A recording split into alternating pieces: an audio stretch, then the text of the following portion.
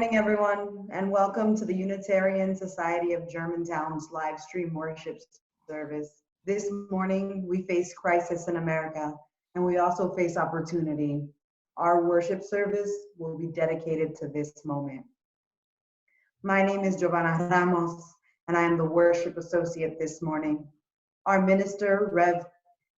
Kent Matthias, will be speaking this morning, and we are honored to have as a guest speaker USG member, author, and professor, Lori Tharps.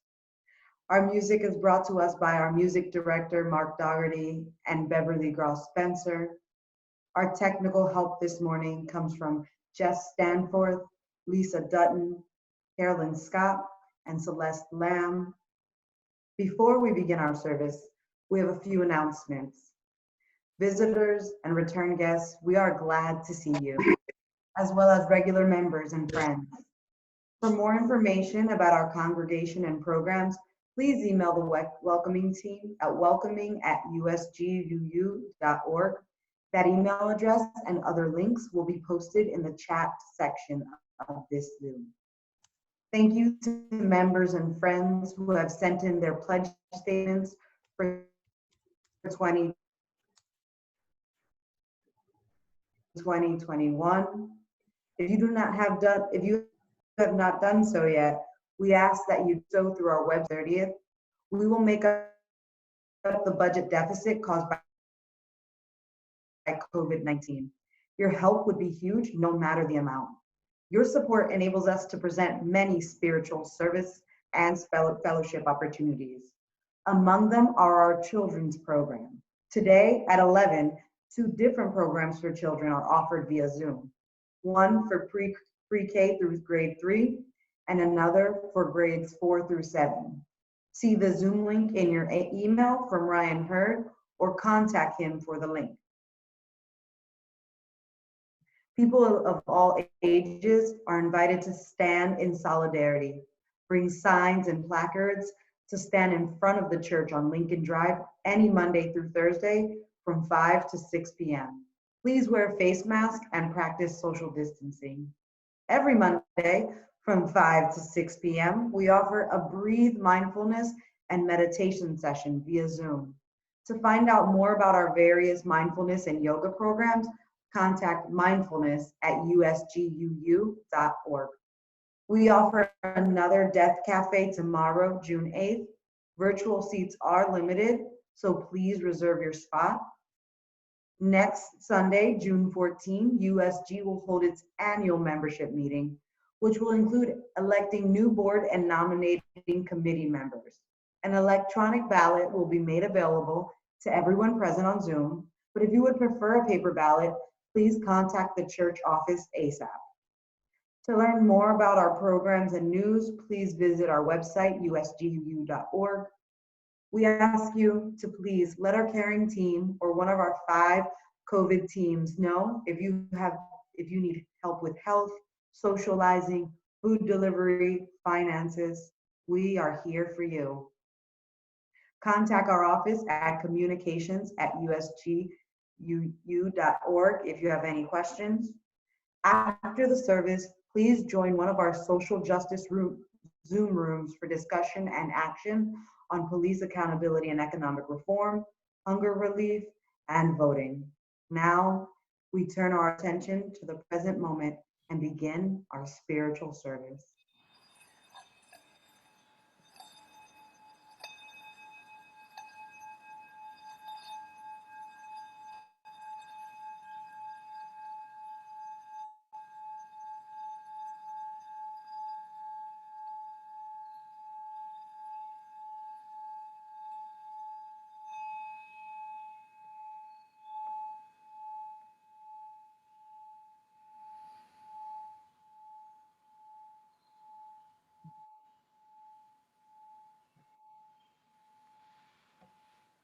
Welcome, you who come in need of healing, you who are confused or have been betrayed.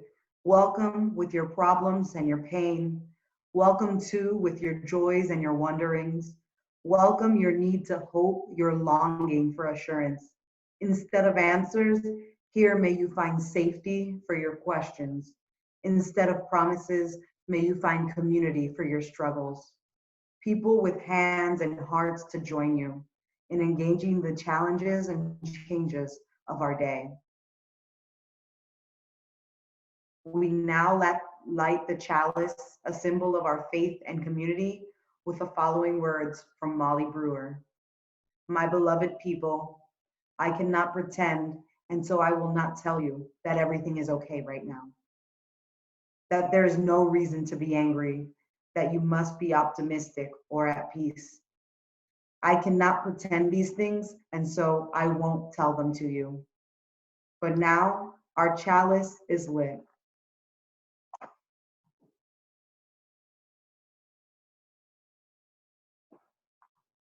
And so I ask in this moment that we remember the words of Rebecca Parker. There is a love. There is a love holding. There is a love holding all. By the light of our chalice, let us rest in this love.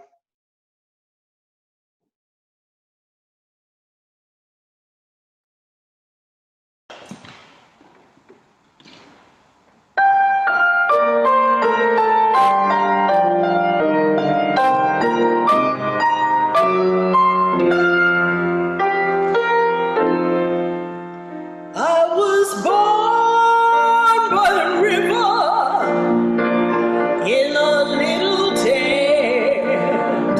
Oh, and just like the river, I've been running ever since. It's been a long time coming, but I know a change gonna come. Oh, yes it will.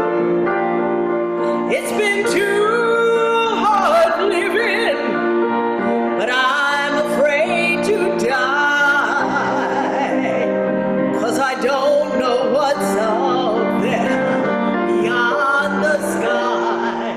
It's been a long time coming, but I know a change gonna come. Oh, yes it will. I go to the movie and I go downtown. Somebody keep telling me don't hang around. It's been a long time coming, but I know a change gonna come. Oh, yes it will. Then I go to my brother and I say, brother, help me please. But he winds up knocking me back down on my knees. Oh, there have been times that I thought I couldn't last for long.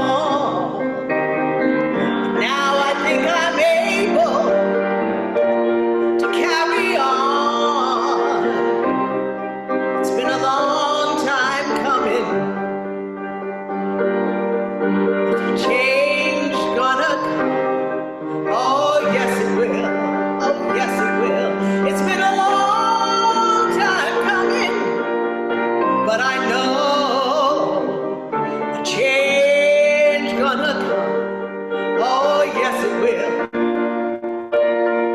It's been a long time coming, but I know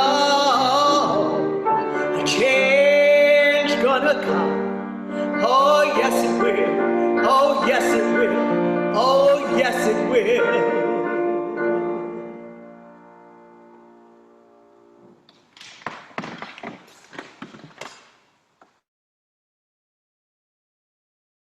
Thank you so much, Bev and Mark, for that perfect music for this deeply difficult time. We pause and lift up the joys and concerns that are in our hearts, and right now it's very difficult to put those rich, complex feelings to words. I do want to start by thanking our team this morning who came together to make this worship service possible. We knew we had to give everything we could humbly to try and meet our needs and the needs of the community with this worship today. So thank you, Bev and Mark. Thank you, Lori, for agreeing to preach with me this morning. Thank you, Giovanna, and our amazing tech team with Jess Stanforth and Lisa Dutton and Treva Berger and Carolyn Scott and others, and so many folks. We need one another, and want to lift up two deep sadnesses in our community and sense love and prayers. John Sharp, the brother of Diane Sharp, our member and co-chair of social justice. John died this week of COVID-related symptoms. He had COVID positive, and John was not a member here, but he had come many times over the years, a deeply kind man, a lifetime Unitarian Universalist, and our prayers are with him and his family. And I received a very sad call last night. Kristen and I received a call from Robin Park, who is the daughter of David Park, and who served here as minister in the 70s. And David passed away yesterday. He was 91. He did not have COVID. He had a brain problem, injury over the last week, and he was in intensive care for 3 days, not suffering. He was surrounded by family in person and on the phone. But he was a giant in our denomination. He was a mentor and friend to me. And he worked his whole career fighting racism and injustices. So we hold love in our hearts for all the ministry he did and for his family, and may his memory be a blessing.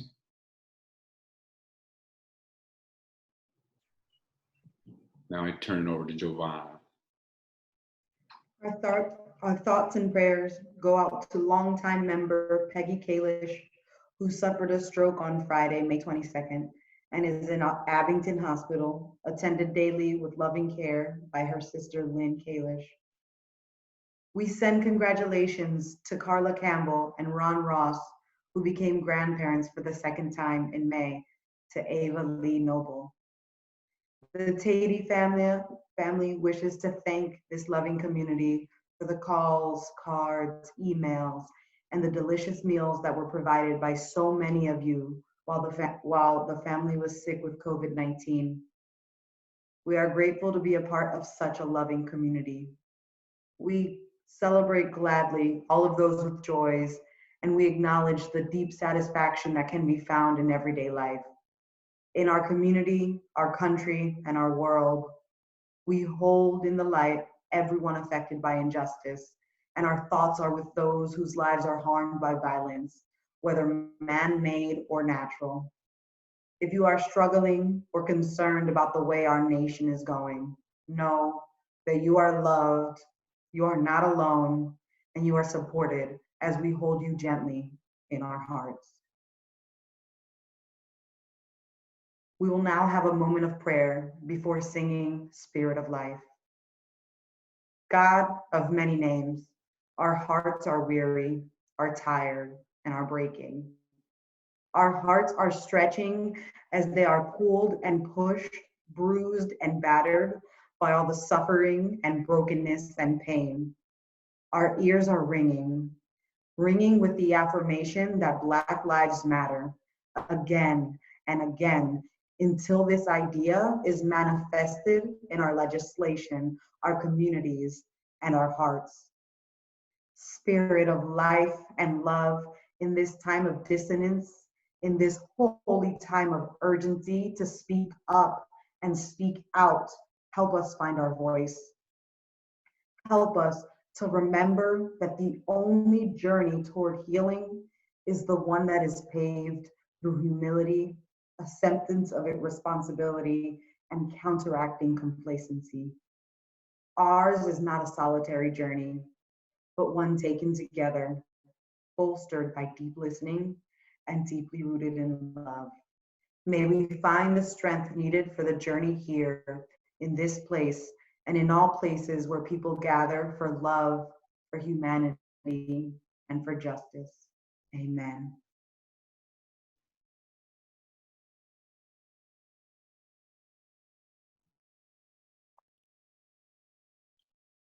Spirit of life, come unto me. Sing in my heart all the stirrings of compassion. Blow in the wind, rise in the sea, move in the hand, giving life the shape of justice. Roots hold me close, wings set me free. Spirit of life, come to me, come to me.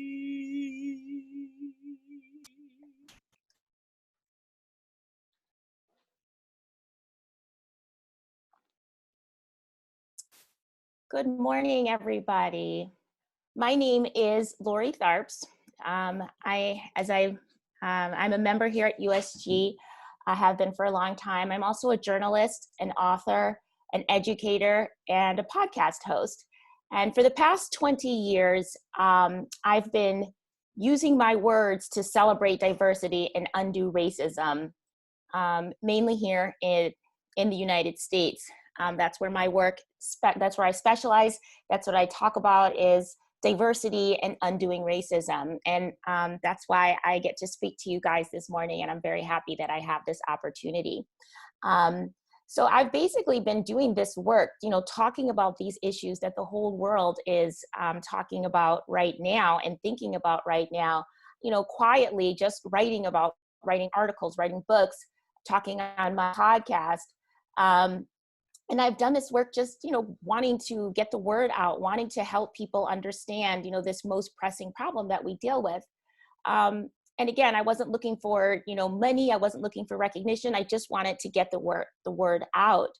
But now that we are in this moment in the United States, I feel like, my steps have been, working towards getting to this moment. I feel like I have been in preparation for this moment.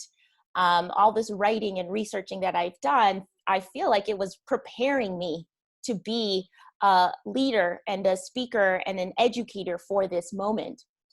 Because if there ever was a time that America needed to celebrate diversity and undo racism, it's right now. So here's what I know to be true right now. I think that the moment we are in right now is also white America's moment too. And if you're listening to me right now, if you're here at in this congregation, or even if you're just tuning in for today, I think that you're here because you care. I think that you're here because you too want to do something with this moment. I think that you're here because you can no longer be silent, because you believe that the crisis that we are in is actually a catalyst for change. If you think about it, like the death of a loved one can be the inciting incident that makes you start exercising, or losing your job suddenly can be the incident that starts to your own entrepreneurial success. Sometimes we have to be pushed to the edge in order to leap. And I think this is white America's moment to leap.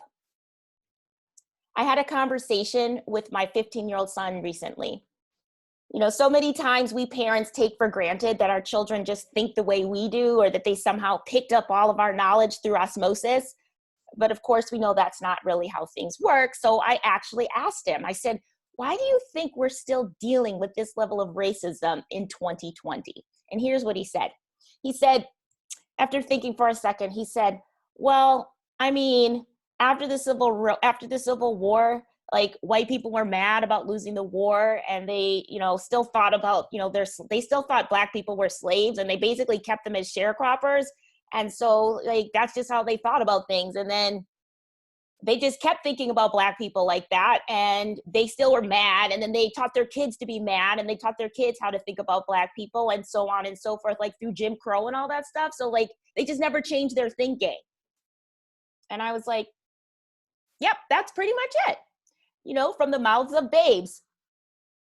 It's a simplified way of looking things, but the truth is, this country was built in such a way that the relationship between white people and Black people has always been antagonistic, to put it lightly, right? It was never a relationship that was symbiotic and then went south. It started with a hierarchy in place where there was a master and a slave. If that relationship were a sandwich, the principal ingredients would be fear, violence, distrust, and hatred, right? And while that relationship between Black and white has evolved over time, those primary ingredients weren't always visible, like they weren't sticking out of the sandwich. They're still in the sandwich. In fact, they're pretty much baked into the bread at this point. In fact, I would say that there hasn't really been a real menu change between Black and white for 400 years. That racist sandwich is still a major part of the American diet. I hope you're all following me here with this sandwich metaphor, okay? There is this wonderful woman, Dr. Joy DeGruy-Leary, who coined the phrase post-traumatic slave syndrome to think about blaming trauma that Black people continue to deal with as a result of the slave trade, Jim Crow, the Ku Klux Klan, and white supremacy writ large in this country. And she says that, of course, we're still wounded as Black people because we haven't been given any type of global group therapy to get past those wounds. Like, Black people were just supposed to pull themselves up by their bootstraps. And of course that didn't work. And of course we still, as Black people, suffer from the wounds of this racist history. But white people have been wounded as well. And white Americans also haven't been given the group therapy. So when you think about it, just like Black people were supposed to just pull ourselves up by our bootstraps, it was like there was some assumption maybe that white people, after the Emancipation Proclamation was proclaimed, were supposed to suddenly see Black people as their equal, see them in their full humanity. But we all know that's not what happened, right? As my son explained, they were mad they lost the war, and they still thought of Black people were inferior, and they lived that belief and passed those beliefs and ideas on generation until we are where we are today. So I'm saying all this because if we're going to talk about change, if we're going to talk about doing something to dismantle racism, if we're going to talk about making a difference, we've got to talk about our mental state. We've got to talk about white America's true beliefs and thoughts and feelings and what they haven't done to truly change their mindset about Black people. So what I'm saying about this being your moment, white America, this is your post-Emancipation Proclamation moment, 200 years late, but it's still your moment, right? It's not only the moment of undoing structural and institutionalized racism that holds Black people and other people of color hostage, it's also the moment when you finally and honestly get your group therapy, when you realize that you've been lied to from the beginning and that these lies have benefited you and allowed you to live comfortably at the expense of others, but they've also prevented you from having authentic and meaningful personal and professional relationships with Black and brown people. Now, your group therapy isn't going to actually look like group therapy. It's going to actually look like a self-study. And that self-study is going to require you to do some work about, understanding your own real beliefs. And believe it or not, I know I'm not asking you to do something that that is impossible. And I know this because I've had to do this work myself. Even though I am a Black American, I grew up deeply entrenched in white America. And I too believed the lies that somehow Black people were inferior. Like, I actually believed that as well, growing up the way that I did. I reached for whiteness. I believed that I was some sort of an exception maybe, until somebody called me the N-word. And I realized that, no, I too, had drank the Kool-Aid, if you will. And I had to unlearn what I had been taught, both overtly and covertly. I had to relearn history and see my own worth not through the white gaze. Basically, I had to decolonize my mind and decenter whiteness from everything, like literally everything, from the way I wore my hair to the way I understood global politics. So I know it's possible to do this work. I know it's possible that you can unlearn what you really, really believe is the truth. So I know this, and I believe this to be possible, and I believe it to be true, that this is the work that white America has to do. And I know that if you want to do the work, that you have to get your minds right.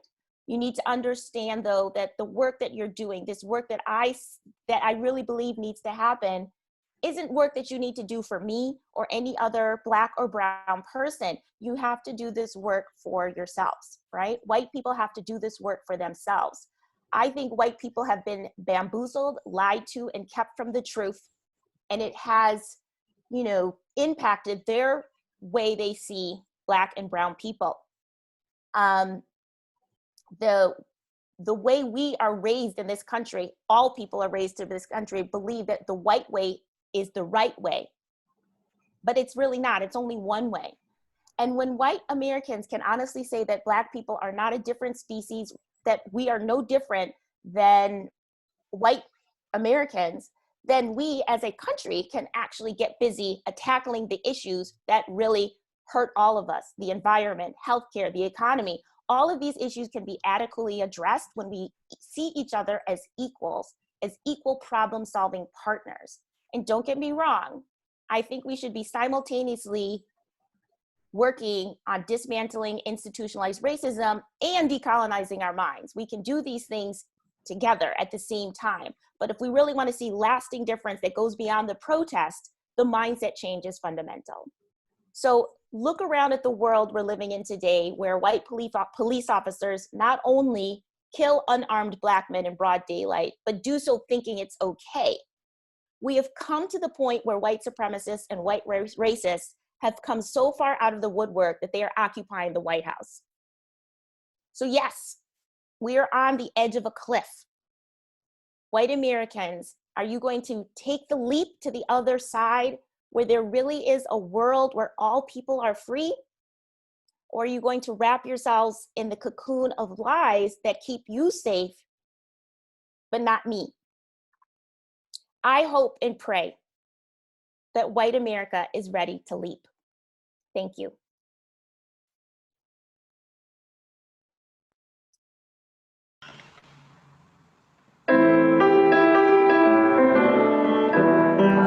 Wade in the water, wade in the water, Jesus.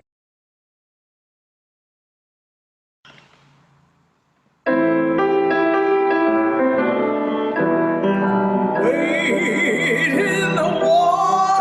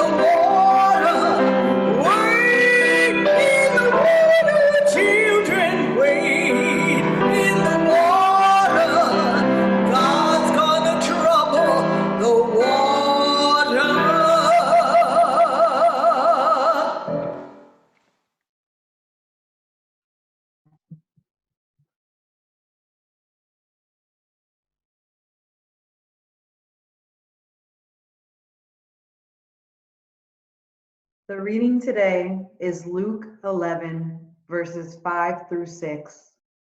And he said to them, which of you who has a friend will go to him at midnight and say to him, friend, lend me 3 loaves, for a friend of mine has arrived on a journey, and I have nothing to set before him.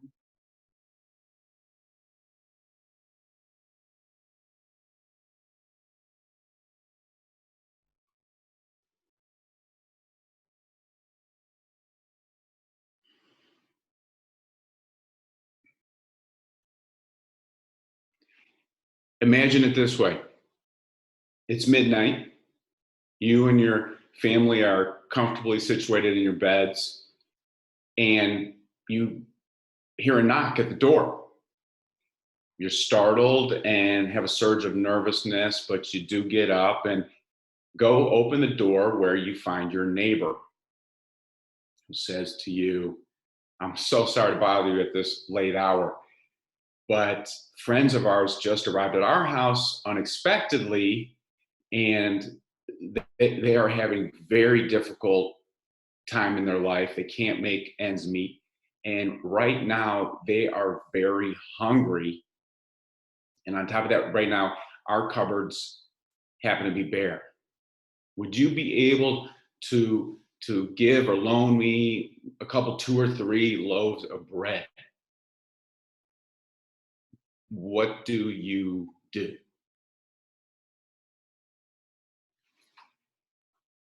From 1958 to 1968, Dr. Martin Luther King preached multiple times on this parable of midnight, which in the Kingian analysis included the midnight darkness representing racism, poverty, and militarism. Things are so incredibly tough and in crisis in America right now. And when things get tough, one of my spiritual habits is to go to the King Library of Sermons and see what I can find for guidance and strength. And I was drawn in last week, or in the last 10 days, to this sermon again, because like Lori said so well, here we are 52 years after the last time Dr. King preached this sermon, and we as a nation still blindly stumble in the disorienting darkness of racism, poverty, and militarism. As Adai said so well to Lori, from 1565, when the first Europeans invaded St. Augustine, Florida, and began violently driving the Native Americans from the lands, to 1619, when 50 kidnapped and hauled as slaves to Jamestown, Virginia, through the hells of slavery, and then the violence of Jim Crow, and now the new Jim Crow, including mass incarceration, racism remains America's original and ever destructive sin. Hidden biases and prejudices, this is shown time and time again, not only in the experiences and testimonials, but in many psychological in-depth studies. Hidden biases and prejudices against people with brown skin are in the groundwater that almost everybody drinks and distributes. It's very hard to take one of these tests and pass, meaning you don't have bias against people with brown skin. The United States imprisons more people than any nation in the world, with imprisonment rates disproportionately biased based on race and class. In terms of the militarism King spoke out against so eloquently in the 50s and the 60s, this year, our government funds the largest military budget in history. Our military budget this year is larger than the next 8 biggest military budgets combined. Our budget amount is number 1, and it's bigger than 2 through 9 combined. And at the same time, We know we do not properly fund schools or job training or social services. We don't deliver adequate health care to all our people. And our police forces, we've seen it highlighted tremendously in the last 10 days. Our police forces over the last decades have been increasingly militarized. Between 2013 and 19, police in the United States of America killed 7,666 people. The police, you don't do that with just batons. You do that with military equipment and heavy use of guns and many weapons. Well, African Americans make up 13% of the United States population. They comprised 32% of those who were killed.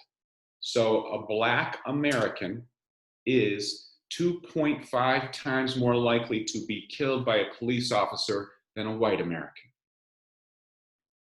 And right now, our mayor and our city council are looking at a budget proposal for next year, which increases the funding for police, but decreases funding for many social services. On Monday, the day Trump committed his anti-constitutional absurdity in the park across from the White House, on that same day, Philadelphia police tear gassed peaceful protesters in our city 1/2 hour before curfew set in.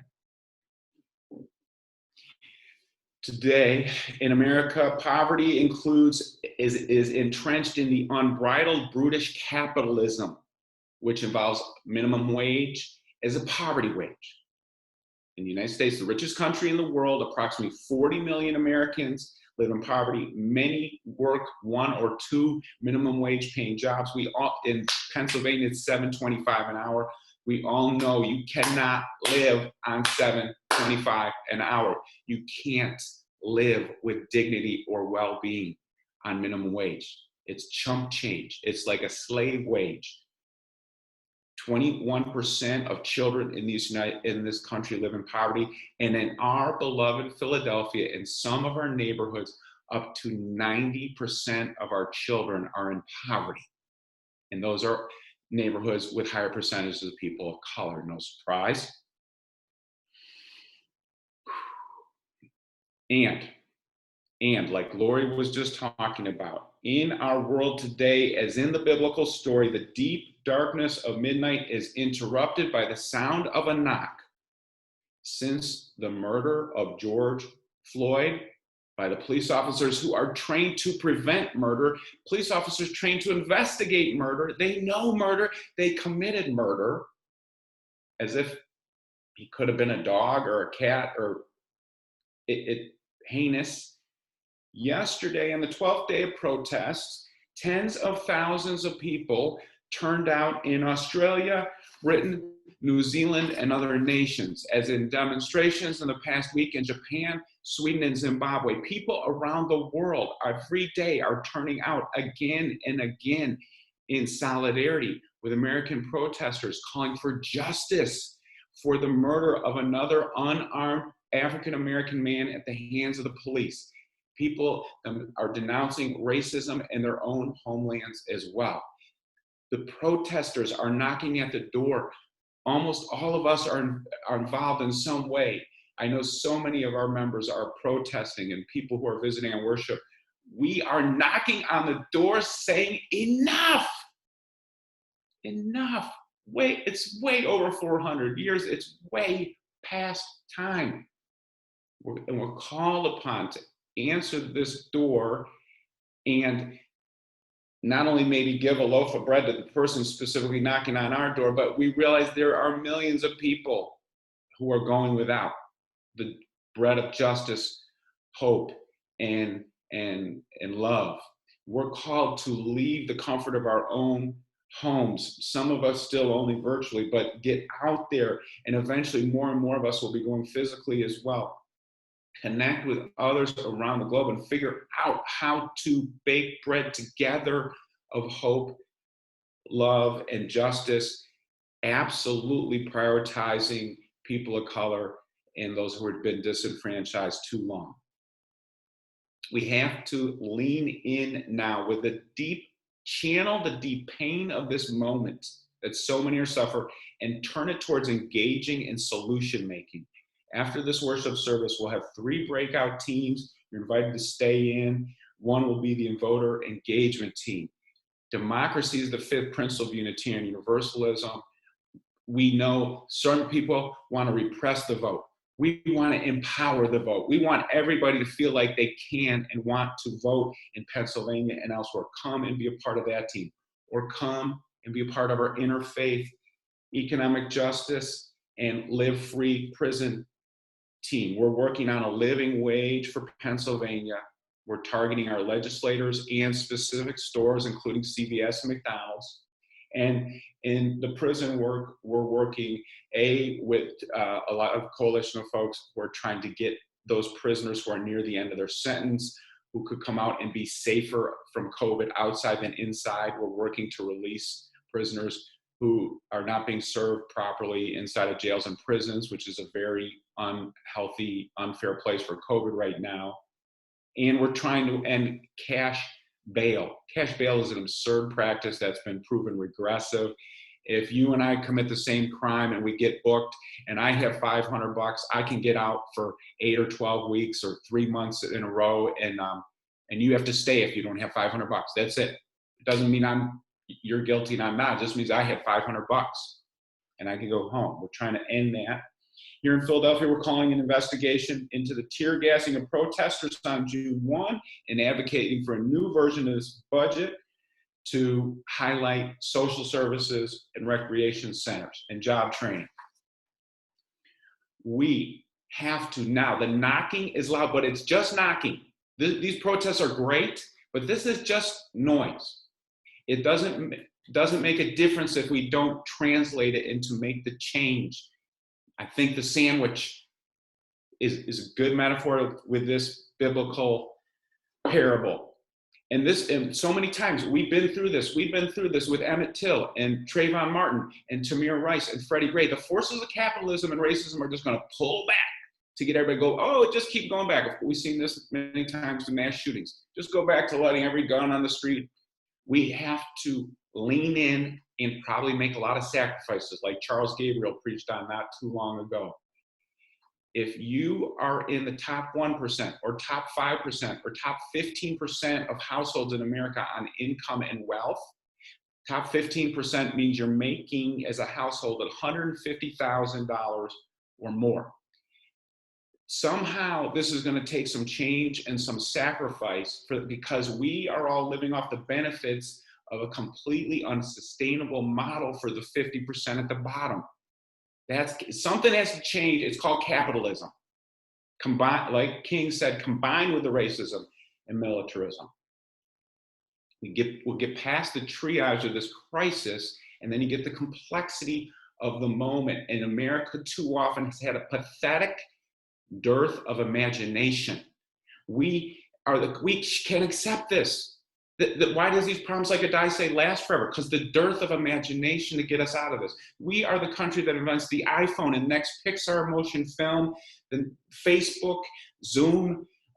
We invent so many great things in this country that get sold all around the country. I even sound like Donald Trump when I say that, but it's true. We're a great country of invention. But we can do this with this crisis creates an opportunity to lean in and listen to Lori's podcast and listen to other people speak and read authors of color and watch films about people of color and find a way as a human family to say, we're going to do this like the police chiefs in Houston and Philadelphia are telling us we can and have to. We gain strength because we're going to try to come out of the adrenaline of the surge of this triage crisis moment, and then we'll settle back into something that might be called normality by some, the regular way of doing the complexity of racism, poverty, and militarism. And we got to stay strong and keep going. We gain strength by humbly and painful and prayerfully engaging in solidarity with those around the globe in this moment. Let's stay connected. Many of us have been protesting for the last days. We gathered in this worship service, will now engage in an act of public witness and solidarity with people around the globe by observing 8 minutes and 46 seconds of silence, the amount of time the officer had his knee on George Floyd's neck. We do this. You can sit where you are, you can kneel where you are, you can stand, you can just put up a fist of solidarity, power to the people. But let's do this together with respectful solemnity and prayers of love and healing.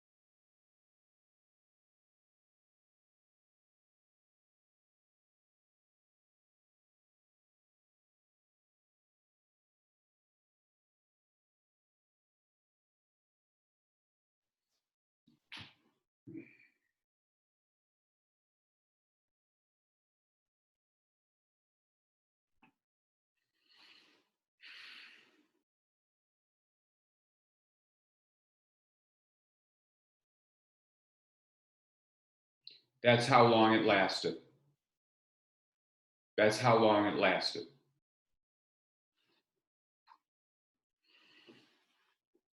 May our awareness of the over 450 years of violence and inhumane treatment by Europeans and white people towards people of color remain in our hearts as a catalyst for change right now, for white people to do our work, continue trying to get that garbage out of our head, which can come every day, multiple times, get the garbage out of our head, which impacts how we act and talk at personal, congregational, community, state, and federal levels.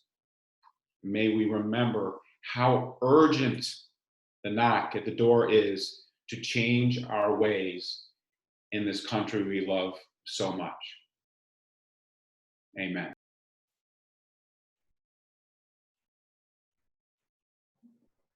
This church and congregation are places of love, giving, and hope, where distance does not keep us apart.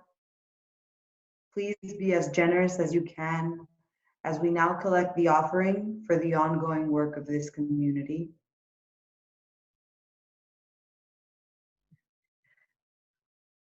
The offering today goes to USG. To donate via text, send the amount you wish to give, a space, and then pledge to 215-608-2660. Example, $20 pledge. You may also give online at usguu.org/give. The instructions are on the screen and they will also be in the chat.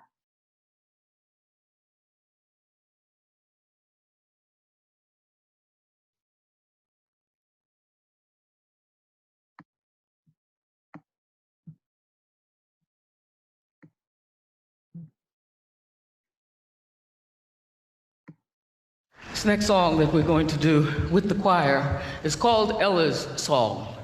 It's named for Ella Baker.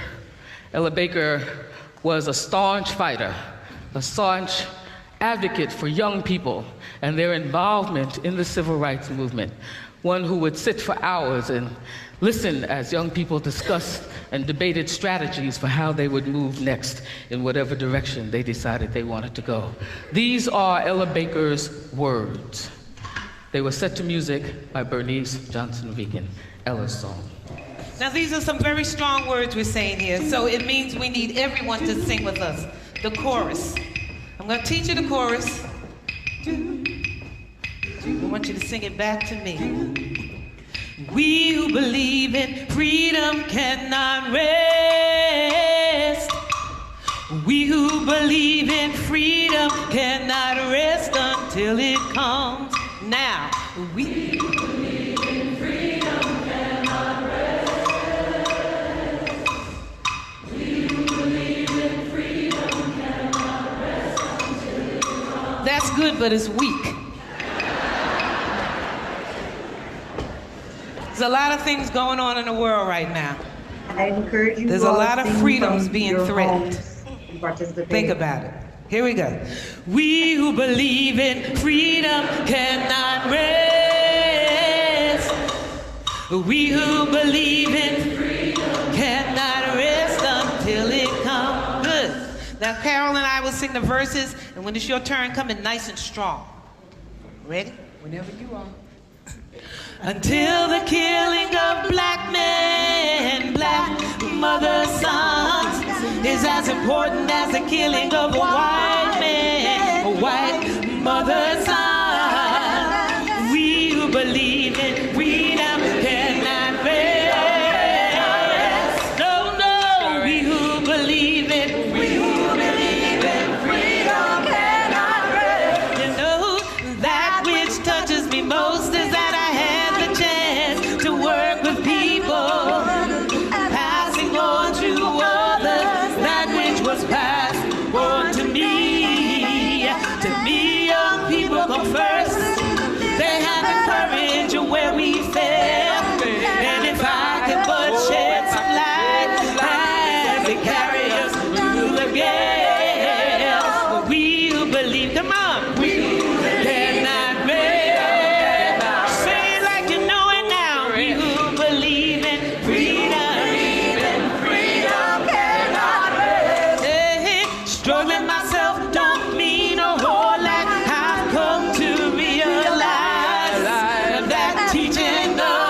to stand and fight in this building where struggle survive. I'm a woman that speaks in a voice, and I'll be heard.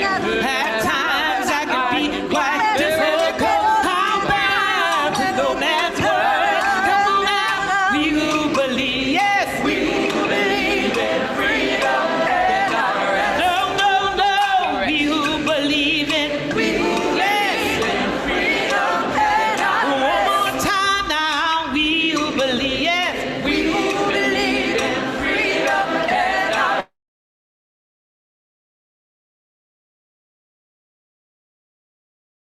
I believe, I believe, I believe, I believe. We who believe in freedom.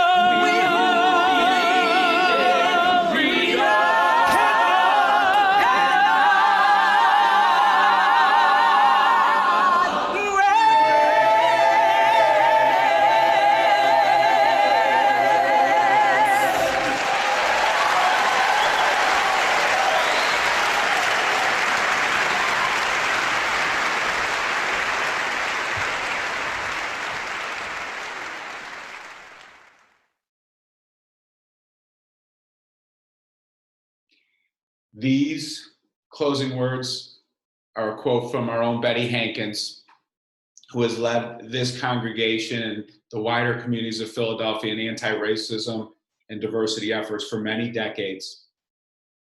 It's very simple. We all have to realize that the other person has the inherent dignity and worth that we do. We are all children of God. We have to treat each other like we ourselves would like to be treated. Blessings be. Amen. We're glad you have joined us at the Unitarian Society of Germantown this morning. I will now extinguish the chalice as we transition back into our lives of community and service.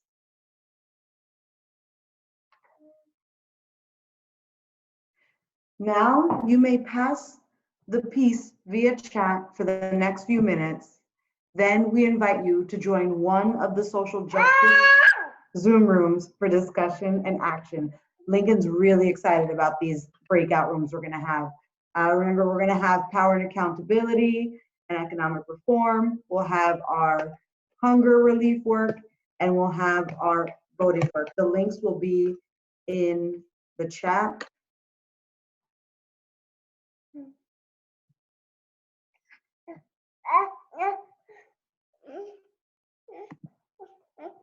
Can you say hi to everyone? Can you say hi? Dile hi. No, dile hi.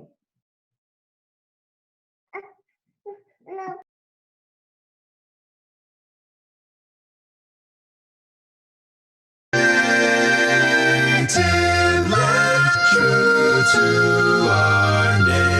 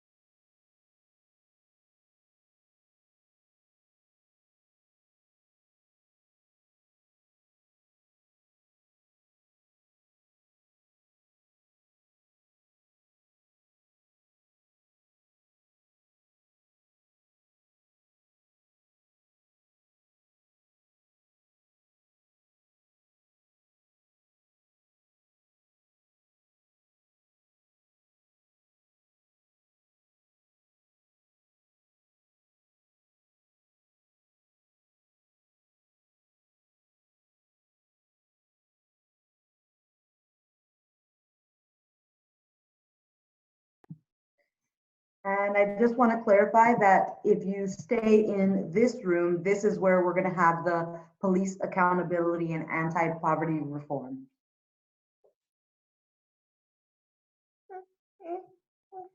you say hi? No.